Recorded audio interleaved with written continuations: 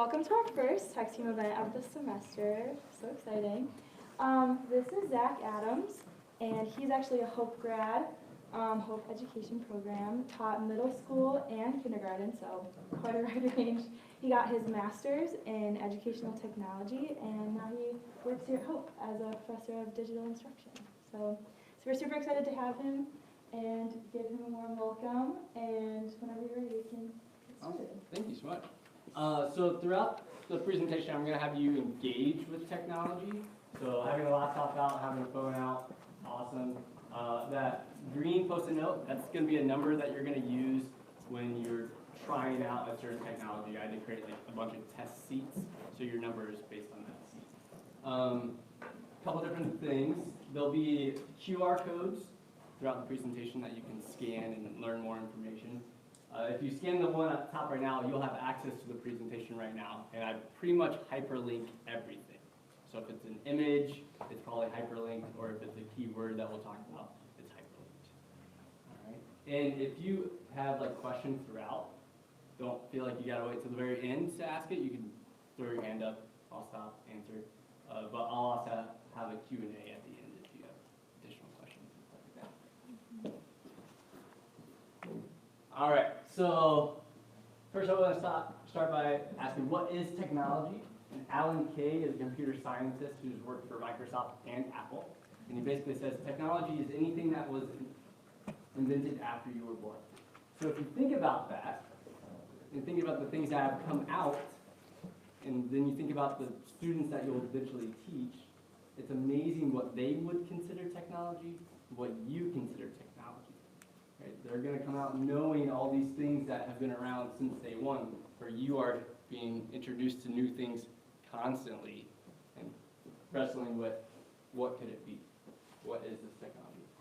That QR code is an alphabet review. I don't know if you've ever done one, but I do have paper copies too. So when I'm talking today and something sticks out to you, sometimes it's better to remember it if you attach it to a letter.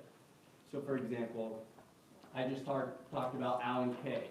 You could put his name next to A, right? So I have paper copies. If you want a paper copy, you can also scan that QR code and make a copy of your own for Google Doc. But I'll just pass these out. If you want to take one, awesome. If not, no worries, just put it in the back. And you can get inventive. So like if nothing's attaching to a certain letter, well, you could use X for excellent or something like that. Come on. Yeah.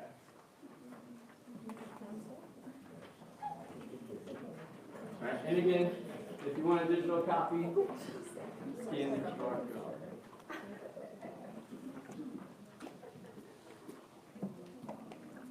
Okay, so here's our first interactive thing. So you're going to scan the QR code or go to slido.com and put that number in. And I want to know your initial thoughts on what is active versus what is passive uses of technology. So it could be maybe a particular technology that makes you an active user, or is there something that you're doing that is passively? What's the difference? And we're gonna get a word cloud. So we have over 30 of you. So let's see if we can get 30 people typing, 30 participants.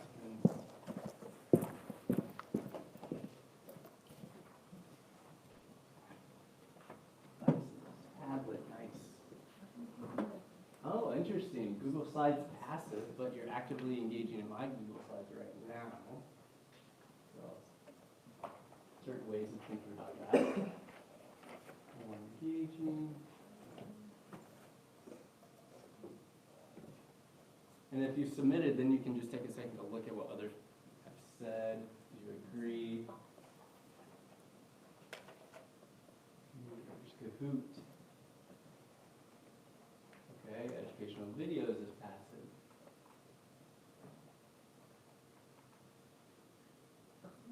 Using the word passive active.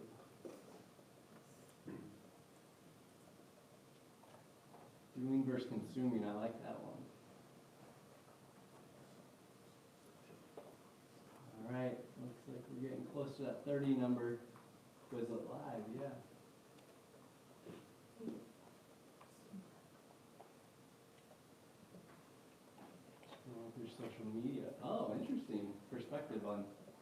actively engaging with social media.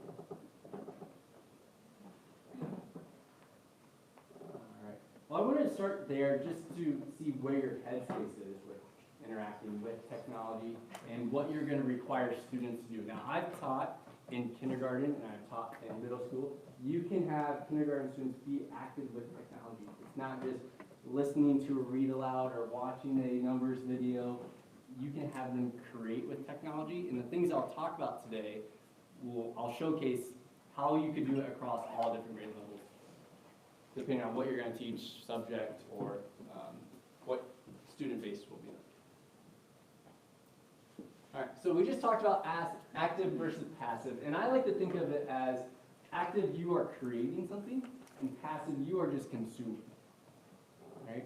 So I'm going to give you 1 minute. There's going to be a 1 minute timer. I'm going to have you turn and talk with people by you. Try to name as many active types of technology and then also as many types of passive technologies that you can think of. And be creative. 1 minute. Okay? Ready, set, go.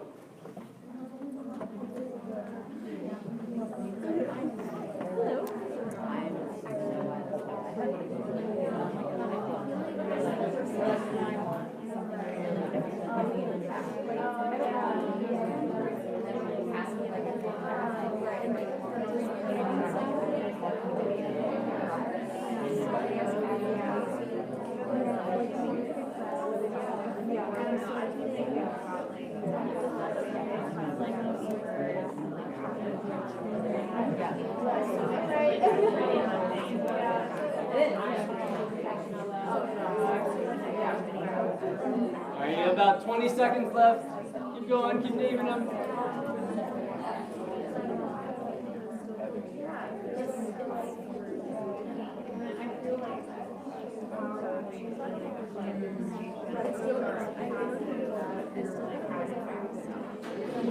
All right, that is our time. Now, hopefully you were able to name a lot, and you probably could name ones that you are using currently as you're sitting in this room, or ones that you'll probably use when you go back to your dorm room, whether you're working on an assignment, or you're just scrolling through Twitter, Instagram, Snapchat, TikTok, whatever you're on, right? So to explain further what creating with technology is, you are making something new that you probably couldn't make without the use of technology, right? So additionally to creating, let's think about contributing. So we just had that Slido up there where I wanted you to tell me what your thoughts are on active versus passive. Well, you all contributed to our group knowledge, so you actively use that technology. Consuming is you are just watching, you're listening, and you're reading, but not really with the intent to learn.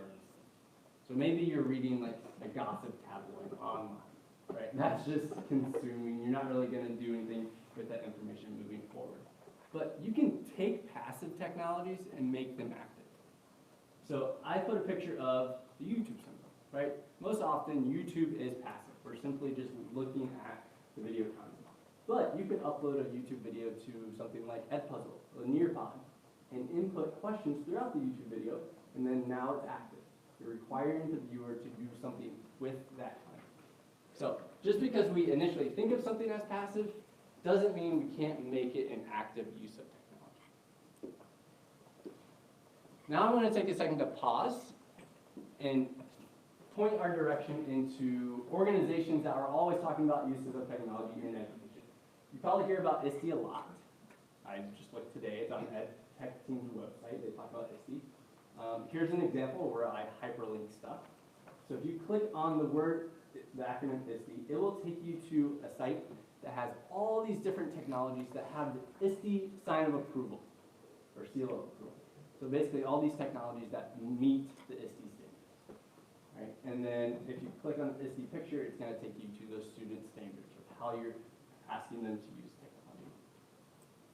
McCall, so Michigan Association of Computer Users in Learning, is a great organization here in Michigan. They present in Grand Rapids or Detroit. You should go as a viewer or present on them. And follow them on Twitter because you will get so many ideas of ways to use technology in your class. So I highly recommend using Twitter as a professional tool to learn about ways to incorporate technologies in your class.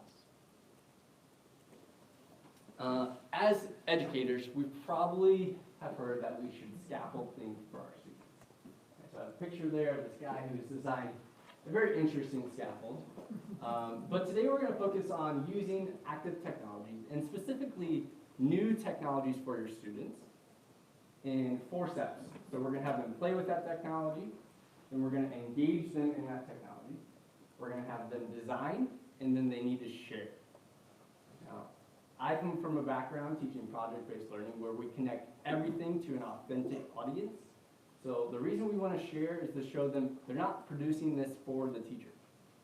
They're producing it for a wider perspective, whether it's someone directly in that field, maybe it's someone in their family, or maybe it's for the community, but they're not just creating it for the teacher, for the grade. They're doing something bigger with it. A couple different things I want to point out. The picture on the left, those are the principles of universal design for learning. So focus on those when you're incorporating things in your class. And then Bloom's taxonomy is the light bulb. So different levels of thinking about what you want your students to do, how you want them to engage with the content, and how are they going to show that they learned it. So now we get to play, and this is where your sticky note comes in. So if you scan that QR code at the very beginning and you go here, you're going to click where it says Tinkercad, and to sign in, you're going to put the word test and then the number that you have, all one word, so no spaces. So for example, I would type in test 49. And for 7 minutes, I want you to just engage with Tinkercad. I want you to see if you can build something. It can be whatever. You can just design shapes. You could try to build a windmill like I did, or you could try to spell your name or make a chessboard, whatever you want, 7 minutes. Now, I'm going to go at the very beginning of the slide because I'm guessing some of you didn't scan the QR code. So if you want to scan the QR code again or type that bit.ly in, and you're going to go to the Tinkercad one. Yes? I didn't get a sticky note, can I just use? Put in test 99. Okay. Yeah. And if you can't get on Tinkercad, let me know, or just peek over someone's shoulder, maybe build something together. Are people still scanning that QR code?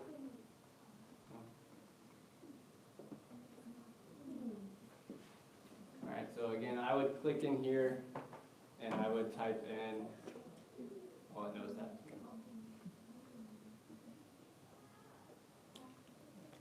What name are we putting in? You put in test and then whatever number you were given. Okay. So join with nickname, and I would say test 67. And then it should let you in. And then you can just start building something.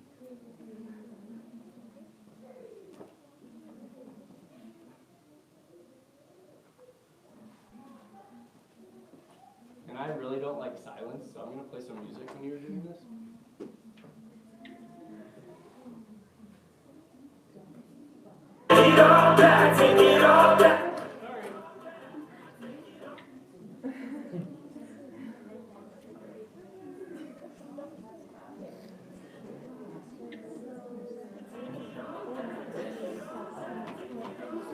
All right, we're just after 6 minutes.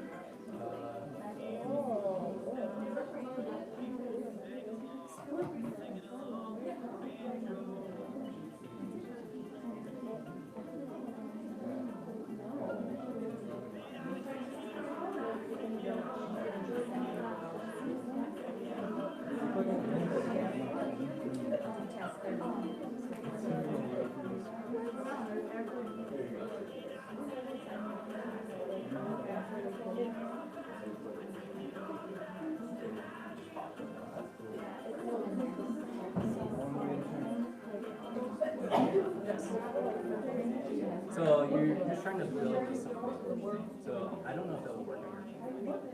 So you can kind of peek over. No space.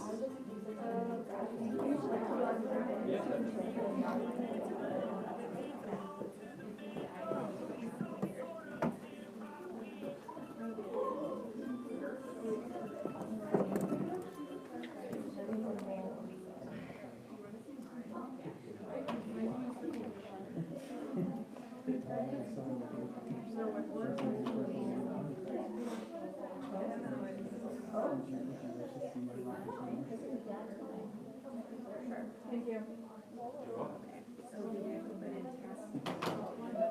All right, there's like 3.5 minutes left.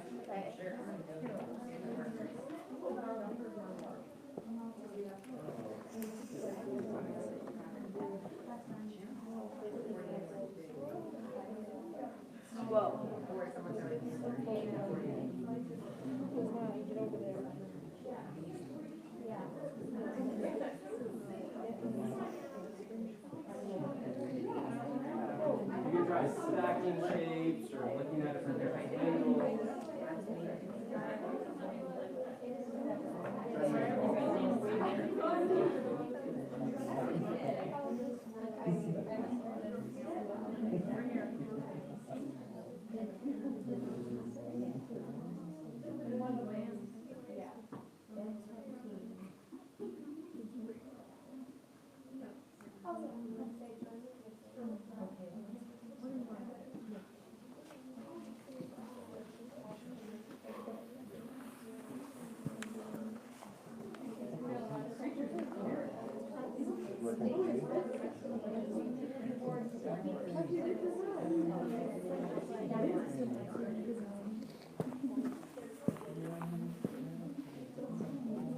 All right, about 2 more minutes left.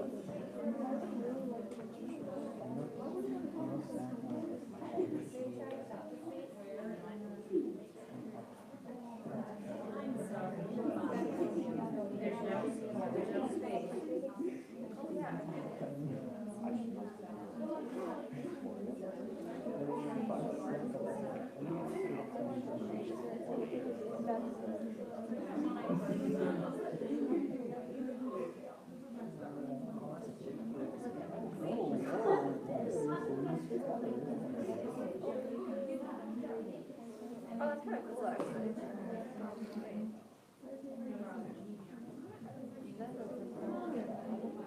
There. Okay. All right, about 1 more minute left. Oh, wait. There we go.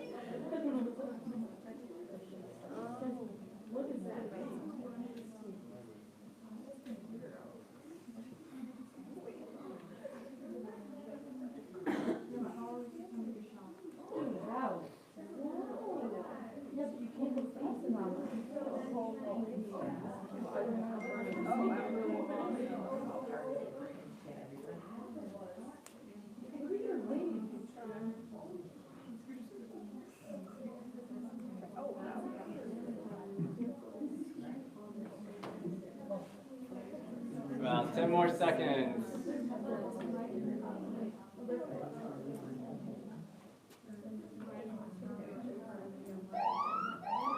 All right, time's up. Now, I want to walk through why do I have students play or use a technology without giving them any instructions? And the reason is because I want to know who gets it really quickly and who doesn't, right? I heard great conversations. I heard some of you say, I don't know how to do that, or lean over and ask someone, how do you make this? How do you do that? Mine's not working. Why is that going on? Right? So I gave uninterrupted exploration of this. Right? Didn't tell you what to do. Didn't tell you what to make. Right? Now you already know what that technology could do, and we're going to move forward from there. It also gives you agency.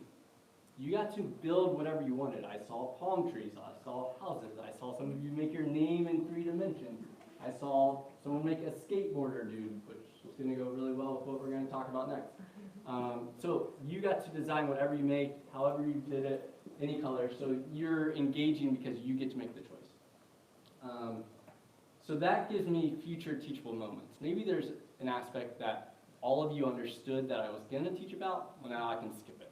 And I can focus on really what I need all of you to pay attention to. And then I naturally have some of you that got it really quickly. Maybe it's because you've used it before.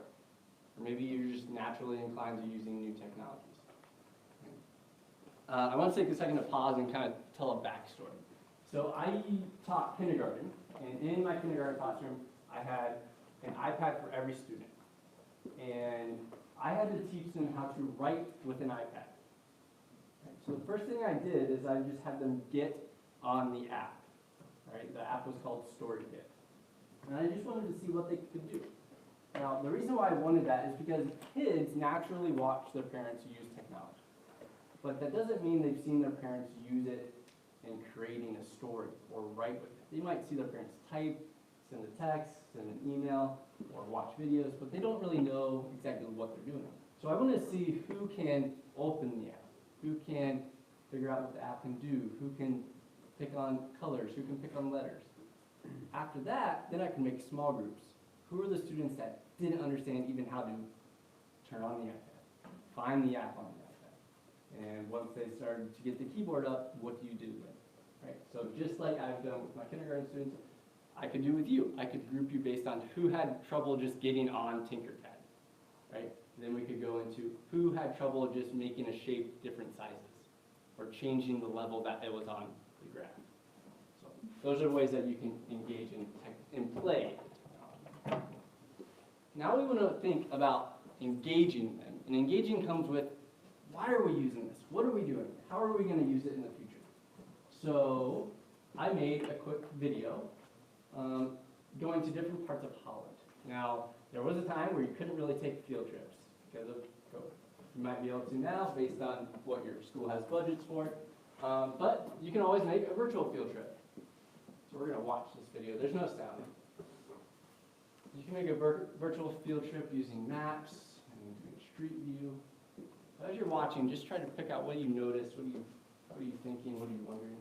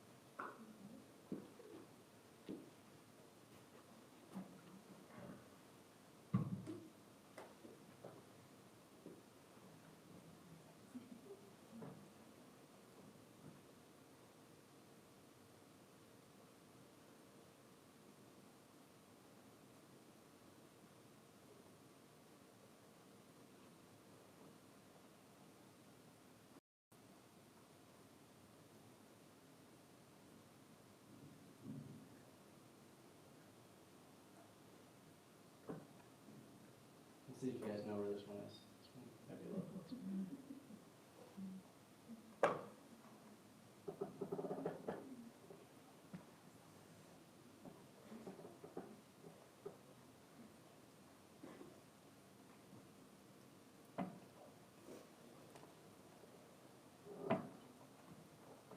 All right, so that was obviously a passive way of using technology, right? You're just watching a video. Maybe it's about an area that you live close by or you know something about. Now, if you were to click on engage, it would take you to a Padlet, where I want to know what did you notice about the video? What are you wondering? What do you think could be ideas or next steps? Now, if you click on that, you have access to this, so you could start adding ideas, right? So you could think, well, I noticed that I showed 2 skate parks. I noticed that the skate parks had ramps. I noticed that you couldn't really see anybody at the skate parks. Or that Both of them had gates around them. Right? What are you wondering? I wonder why skate parks are always gray. I wonder why it's close to a road. I wonder why. What do you want to do with this? So what could be a next step? Could we go visit the skate parks? Could we actually get skateboards and skates and scooters and BMX bikes and try it?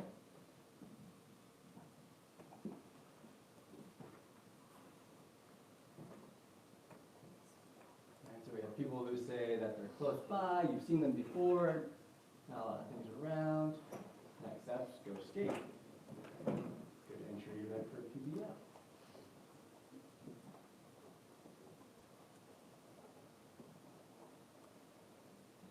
Now, at the beginning, when I asked you about different types of passive and active technologies, some of you listed Padlet. So this is a way that you could use a passive technology, connect it to an active for an engaging experience. Add commentary to the video. Now, if we were going to go back and say, okay, you played with Tinkercad, now we're looking at skate parks. Could we design a skate park using Tinkercad? Could you design a skateboarder using Tinkercad? Could you rethink what a skateboard could look like? Does it have to be a skateboard? Could it be skates? Could it be a scooter? Could it be a bike that has square wheels instead of round wheels? What would that do on a ramp? Would that be a good thing? Would that be a bad thing? Right? And then how might this connect to content? So if you were to hover over all of these curriculum words, right, I have put an article or an idea of ways that it might connect to science, math, art, ELA, or history. So you could basically take this information and go design your own PBL unit about it. Right? So no matter what you're teaching, you could connect it to something that's fun, that's engaging, that maybe students are into. So please feel free to go to those things, look at them. Now, once I do that activity, I might want students to now think, what could be our next step? So if you were to click on that Think It, it would take you to a Flipgrid. Has any of you used Flipgrid before? I love Flipgrid, it's so much fun. So if you typed in EdTech1 exclamation point for the guest password, you could go in and you could answer some questions, leave a video, think about ways that you could use technology or collaborate on what could you do with a skateboard park and designing. And so again, we're getting students to actively engage with technology, think about what are we doing with it, why are we using it, connecting it to something that interests them.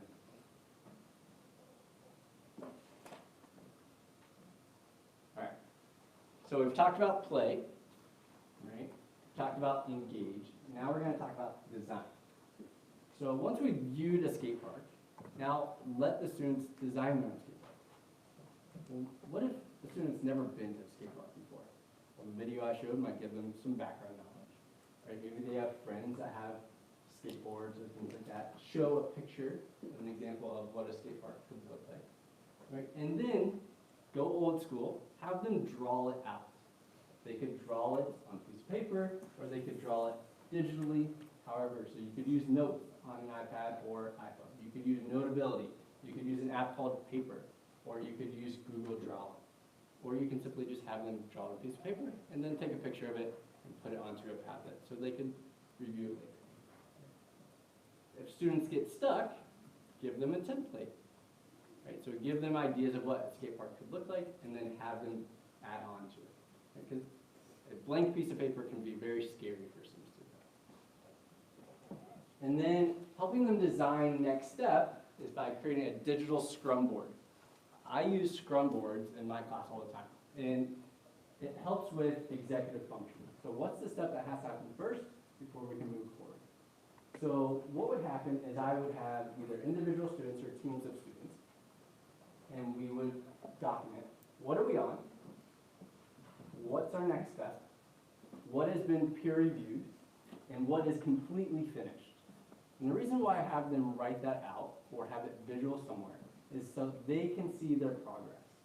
Right? They know, okay, we were all the way at the beginning, we had all these things to do, But now we're only working on this one step. We're only working on design. We're only working on our drawing. And then we will move on to building it in Tinker. But we don't need to do that yet. So helping them visualize what's going to happen. You can do that using Jamboard. You can use Padlet, which we just got an example of. Or you can use something called Notion. Has anyone ever heard of Notion? Notion's really great. If you haven't explored Notion, please do. I put a hyperlink to some templates on there that you can explore. I use Notion just with my day-to-day. What do I have to get done today? Tracking books I've read, podcasts I'm listening to, research articles I'm gathering. But you can use it as a roadmap. So this is an example of Notion as a Scrum board. So what are we currently working on? What's not started yet? What is finished? So students have an idea, how are they moving along in the project? Now you can do this with kindergarten students too, right? You could do red light, green light, yellow light, so that they can see, hey, we're all working on this one, or we're done with that one.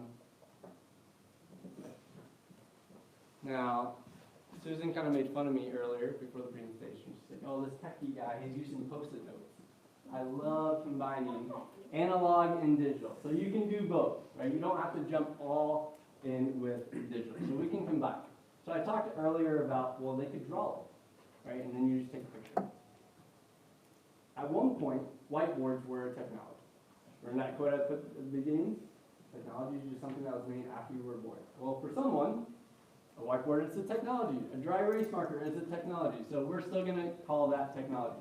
So you can have students gather around a whiteboard, have a marker, and they're just brainstorming their ideas of what a skateboard or a skate park could look like. And then you take those brainstorms and you have them synthesize it. So pare it down, bring it all together. What were things that everyone was kind of thinking? What were areas that we overlapped? And then put it into a Padlet. So now it's organized neatly, they can read it, or put it into a Jamboard if that's what you use. Okay. Another form of technology is flexible seating. So I hate this lecture hall because you can't move. Your chairs don't move. There's not movable tables. If I were to put you in groups, some of you would be on the seats, some of you would be on the floor, some of you might be all the way up here or at the very top. Not very conducive for collaborating. But if I had a bunch of projectors, mini projectors, you could all point something at the wall in your mini pods, and I could come around and see ways that you're engaging with something. Right? So flexible seating and movable tables, form of technology. So don't overlook that when you're in your classroom. And then QR codes. These are probably one of my favorite active ways of using digital and analog technologies together. I've had you use QR codes in the midst of this presentation. You've probably used them in your other classes. I have used them with kindergarten students, and I've used them with professors. Okay. With kindergarten students, I would make a QR code going to a read-aloud book. So they could walk around my classroom, scan a QR code, and listen to that story. Right? Or they would scan a number, and they would have to tell me, what was that number? So I have hyperlinks of ways that you could use QR codes in your class, and also interesting ways that you might see them used in your class in higher education. The picture is a screenshot of a project I had my former class do, combining all of these technologies. So you can see that there's like some maps and there's computers. What you don't see is one of the students is using their computer to scan a QR code on the map to tell them about that country. So what's the population of the country? What is kind of the geographical features of the country? What are some interesting things that they might want to know if they were to visit? And then you can see that another student used their map with a makey-makey. And I'll talk about what a makey-makey is. But they actively were touching the map, and the computer would tell them certain things about what was going on. So again, combining these analog and digital forms of technology in an active way for students.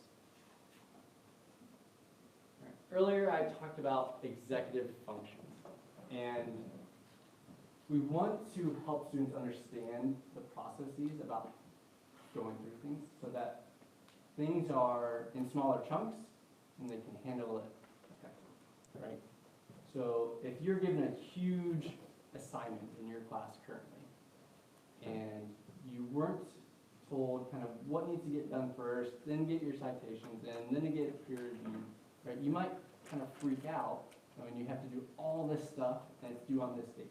Well, we want to help students early on understand their steps, and we can move through those steps, and they can be small chunks. So I mentioned using Jamboard, right? If you had students in groups, you could have each group have its own page on the Jamboard, and then they would share it with you, and you can kind of see where each group is. Or you could use something like Padlet, just like we did, and each group gets their own column. So ways of using technology that allow you to see how the students are moving forward. So here's an example of mixing technologies, and it kind of goes back to our use of Tinkercad. Right? So we played with Tinkercad, you can see what it did, right? Then we talked about, well, let's design a skateboard park, let's draw it. Then you could say, okay, what are next steps with this? This is one way that you could combine all of that together. So there's a video here where students were working on creating a skateboard park using all these technologies.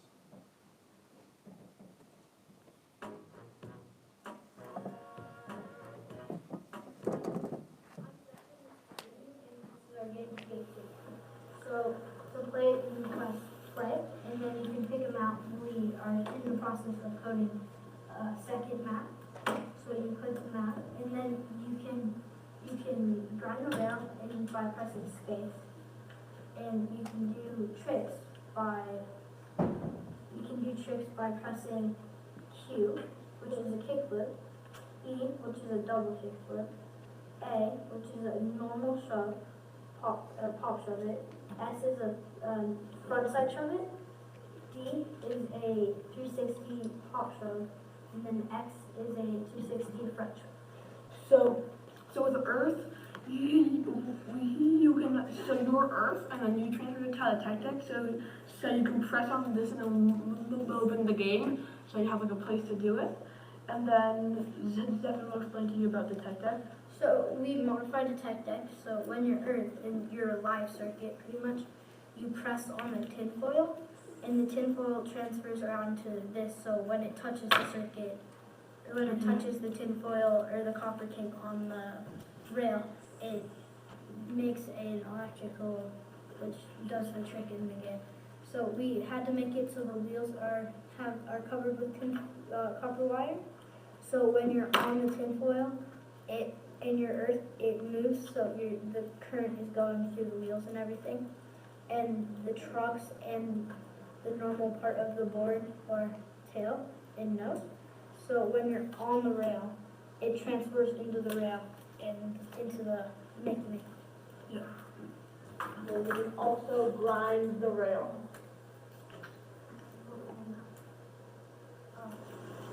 All right, so that's just an example of ways that you could kind of take this from the very beginning. Let's play, let's design, let's figure out what might this look like, and then they actually produce something at the end that they can make a video and then share out publicly for everyone to see.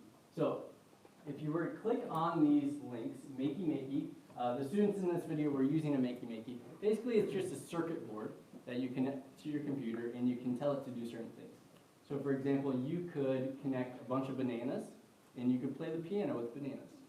You could put it in cups of water and students could put their finger in a cup of water and it would play a note or it would touch a certain key on the keyboard.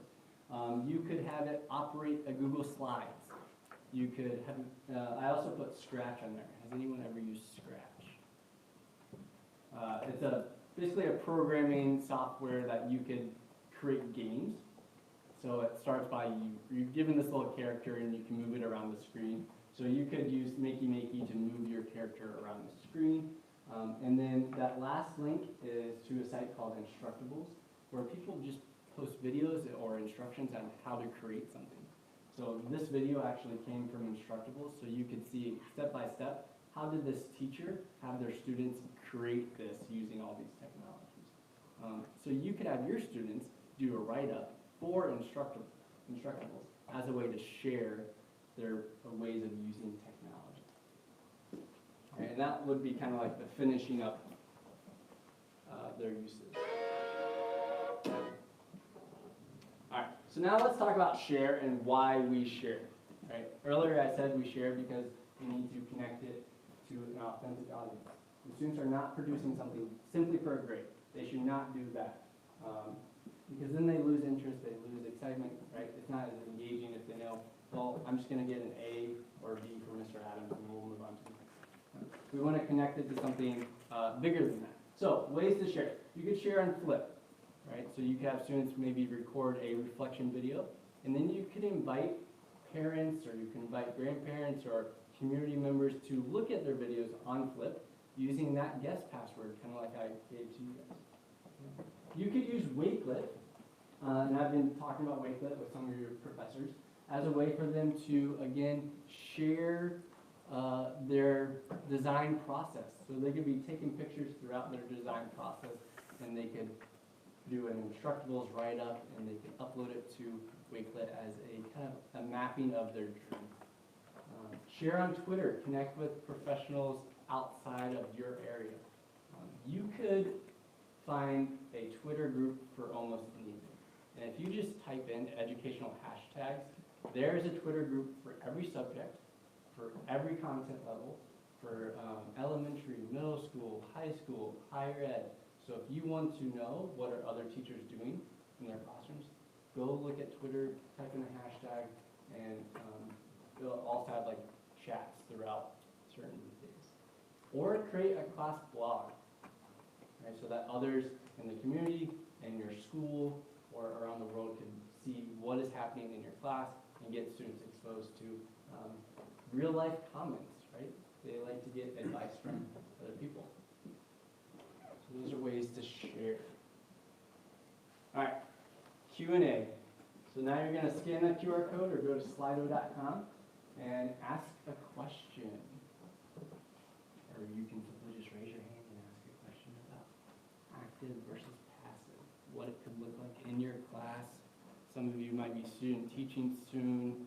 Some of you might be creating a unit plan for some of your classes where you have to include technology in some way. What questions are you left with?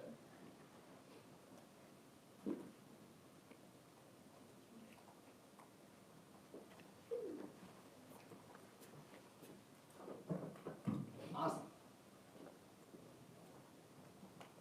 What are some examples of active?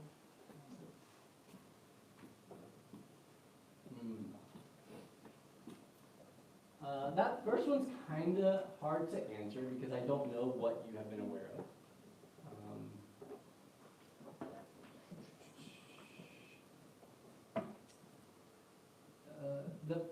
It all depends on what content area you're in, really. That's why I've been telling professors who I've been meeting with, because they often will ask, hey, what's something new and cool that I could do? Well, it's all depending on what you're teaching, where you're teaching, what you want your students to do with that information. So there's so many, like for example, today I just found a new website for podcasting and video editing, just today, on Twitter. Someone posted about it, like, oh, that's really cool, I'm gonna look at it, and it's awesome. What's amazing is it automatically has a transcript. So maybe you just caught that Pizza Hut is the worst pizza place ever, right? And I could edit that transcript, so I could take out the word ever, right, just in the typing, and it would automatically do that in the audio. That's pretty cool, right? So that was a really fun one that I just learned about today. Okay, so I like that some of you are thumbs up. Getting a thumbs up for some of these. That top one, Public, is being used when there's one of you and 20 students. So if they're using Apple products, there's Apple Classroom, so you can visibly see their screens. And my last district, we had blank on the name. But they use Chromebooks, so then I could see their Chromebook screens from my laptop, and I could lock them out of something, or I could make it show up on my screen if I wanted to show the whole class.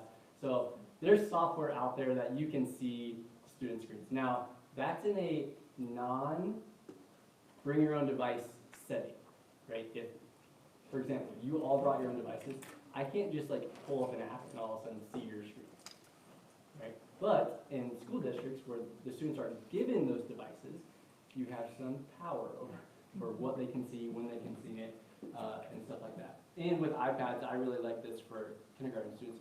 You can put assistive technologies where you can lock them on a particular app. So if I wanted them to only be using Sushi Monster for some reason, I could lock them in Sushi Monster and they wouldn't be able to go anywhere else. Ways that you can set those up. How did I balance screens at such a young age?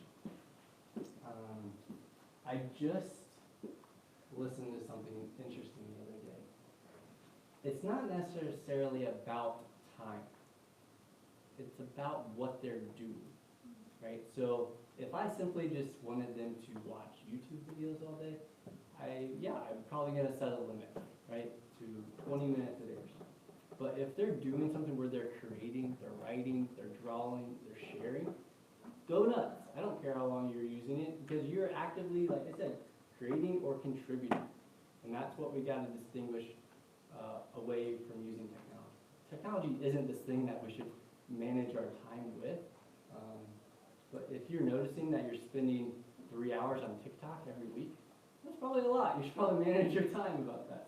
But if you're actively writing stuff for class, or you're engaging in reading articles, or maybe you're curating your YouTube playlist, that's fine, right? How do you avoid overwhelming students with technology? You scaffold, right? I wouldn't have done what I just did with you with my 7th grade students. One day we would probably just play. The next day I would probably have them play a little bit more and engage. Why are we using that technology? So it's probably overwhelming because I had you do all of those steps in less than an hour. So that can be a lot, right? You're not going to do that with your students, especially if it's a really robust project or assignment that they're working on over the course of a semester or a course of 9 weeks. They're probably going to be doing those steps multiple times, so it's not going to feel like a lot. A little bit backstory. So I taught in a 7th and 8th grade middle school classroom where all my students stayed with me all day long. So they didn't like rotate to a different teacher for math or a different teacher for ELA. They had me. So I could manage kind of what we're doing. Could I jump into the next subject a little bit because it connected based on my content standards. If you're in an environment where you only teach social studies and you have 6 hours of different students, well, yeah, it's going to look different. So you just got to think about, again, your setting and what you want your students to do. How do you incorporate technology in your school funds? Could I add something to that? That last one? That one? Yeah. Because your mentor, Professor Dawn, Yes, yeah. his wife said to me, tell your students, if you don't have technology, to invest or ask Santa Claus for a projection device that you connect with your own computer and then you bring everything in. Oh, yeah. I thought that was such a good idea. Yeah, I mean, depending on where you are, like, parents could be great supporters. So if at the beginning of the year, you know you're looking for these things, or you want to set up an Amazon wish list, well, they can contribute to those things that you're looking for. Yeah, your district might not be a one-to-one district, and maybe you have to set up technology as a station or a rotation for your students. My first year, I only had 4 iPads for my kindergarten and first grade students. So I built that into the stations with them. So they would see me, they would learn a skill, they would go to the iPad and try that skill, and then they would do something on paper and pencil, and then they would have like time to play. That was kind of the rotation. So depending on how much technology you have, you could do it that way. There's times when I just bring in my own, right? I bring in my own Apple TV so I could AirPlay. I would bring in my own Makey. I would, depending on your district stance, you could have students bring in their own. But again, you would have to find out what is your district stance on that.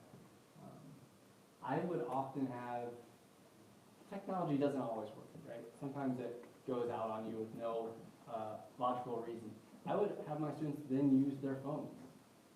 Right? And again, that's all about district stance. If your students aren't allowed to use your phones, you can't really work around that. But if something wasn't working, get out your phone, let's try it on your phone.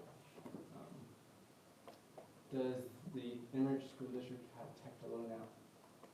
Depends on which one. I've had the Ottawa ISD where I was connected to, they had microphones that I was able to borrow. So when my students were doing a podcasting unit, I had 30 microphones that they could then connect to their Chromebooks. Yeah, it just depends on which one and how much they have available.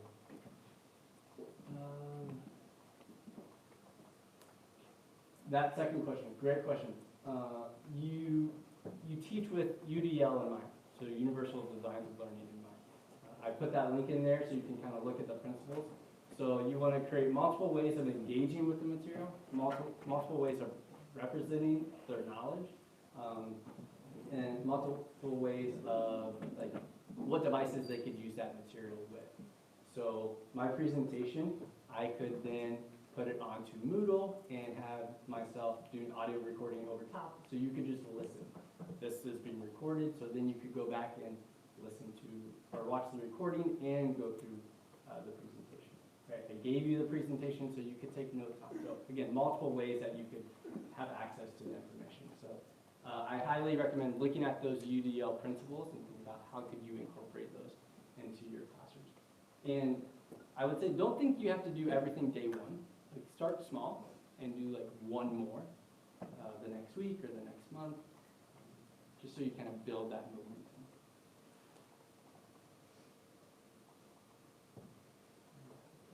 If your district doesn't have instructional coaches for tech, could you find Twitter?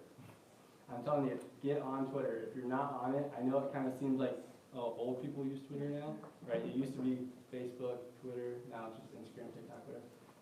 I'm telling you, this will be the best thing you do for your teaching career. Build your professional learning network so you know you're all going to teach in different places in the future. Right? You're not all going to be getting a job in West Ottawa. Right? Some of you are going to be in Zeeland, some of you are going to be West Ottawa, some of you are going to be different states. If you connect on Twitter now, then you can see what are other people doing in their classes. Right? I currently am doing the same thing with people who have my job at other institutions. I want to know, what are they doing? How are they doing it? What supports are they giving their faculty? So get on Twitter, get on professional learning networks. Why is Twitter better than Instagram? Most professionals are on Twitter, I would say. Instagram is good. You can see stuff on Instagram. Does Instagram have more limitations, like you can't link other things to it? No, I think my perspective is Instagram is just showing snapshots of someone's life, where Twitter is like you're looking for information. And you also might see snapshots of people's life. Like if you go to my Twitter, you're going to see stuff about digital technology, and you're going to see pictures of my kid, or me rooting for my favorite soccer team, or a book I read this summer. So you'll see a mixture of stuff like that. But you can search hashtags or certain groups on Twitter and just focus on that particular thing. Let me see if other questions popped up.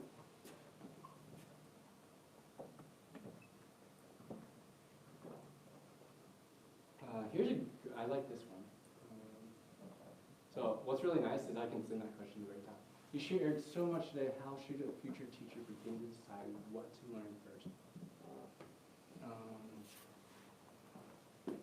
You pick what you're passionate about. So the reason I got into educational technology is because Tony Donk, so who Susan was talking about, he had an assignment in his class where we had to make a children's book. And he offered, if you want to use technology, feel free to use it. Almost everybody in the class made a children's book using like construction paper or stuff like that, or die cuts, and that was fine. I wanted to challenge myself, so I tried to make it using, at that time it was iBook Creator or something. I don't think that's a thing anymore. But I tried to make a story using that. So I was intrigued on how to use that technology. And then since then, I've just always been interested in how can technology be used in a learning environment. So did research about pre-service teachers' attitudes about using technology, did research in my own kindergarten classroom on how to teach kids using technology. So pick something you're passionate about and then incorporate into your teaching somehow. Right? So if you're passionate about skateboarding, bring it into your classroom and talk about skateboarding and how it can connect to all these different subjects. If you're passionate about, cooking, that's you can bring cooking into your classroom and ways that you could integrate math and science and social studies into cooking.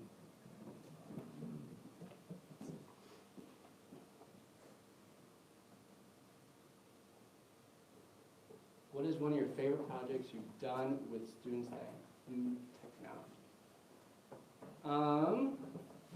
So I could give you two. I could give you one that I did with kindergarten and first graders, and I can give you one for 7th and 8th graders.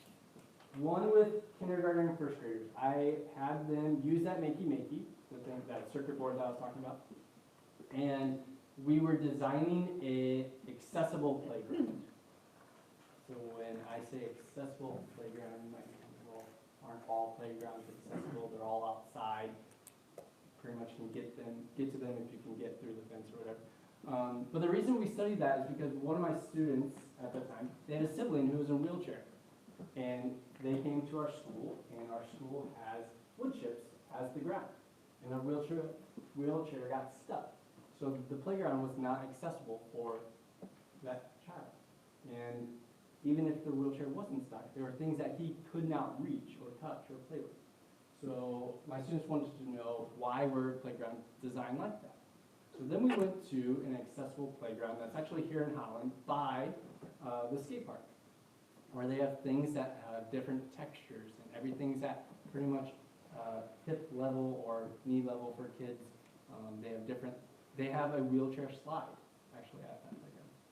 So then we used cardboard, we used poster board, we used straws, we used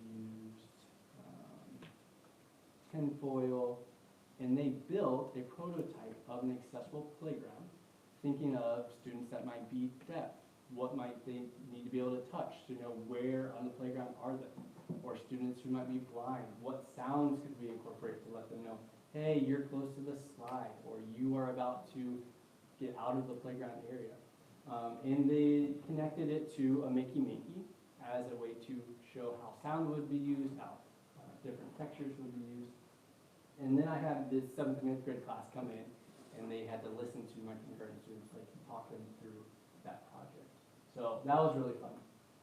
For the 7th and 8th graders,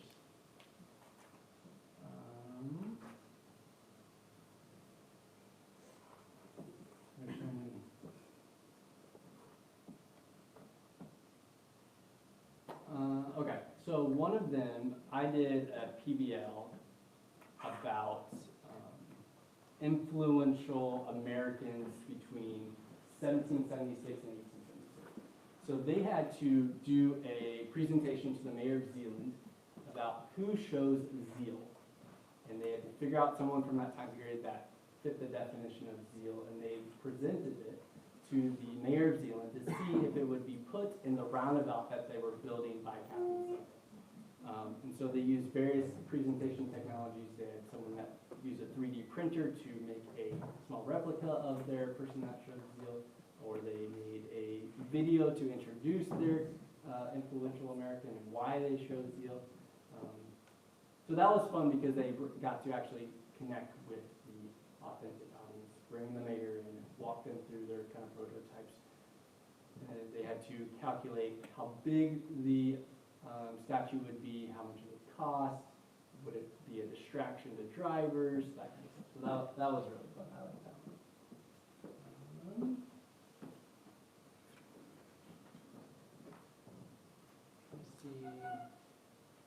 How do you advocate for technology in a school system that does not value it? You show them the cool things that you can do with it.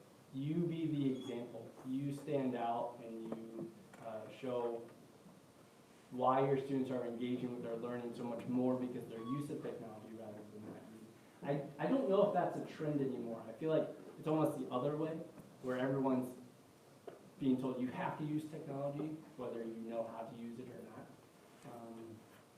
Pandemic did something for us with that. Yeah, forcing people to learn really quick. Before that, there were school districts that were so nervous about having the right filters. Yeah, Parents wouldn't let their new devices yeah. I that mean, came home because they wouldn't have the filters. coming from a school district where it was one-to-one, there were teachers that used it really, really well. And then there were other teachers that kept their devices in their carts and never used it. So again, you just need to be the example of how to use it effectively. Thank you for coming. If you need to set up an appointment or get in contact with me, please feel free to reach out. My email, book an appointment, phone number to my office. What's your Twitter handle? It's just my name. So Zachary T. Adams. Okay. So you can follow me on Twitter. I don't have a lot of followers, so you can just kind of make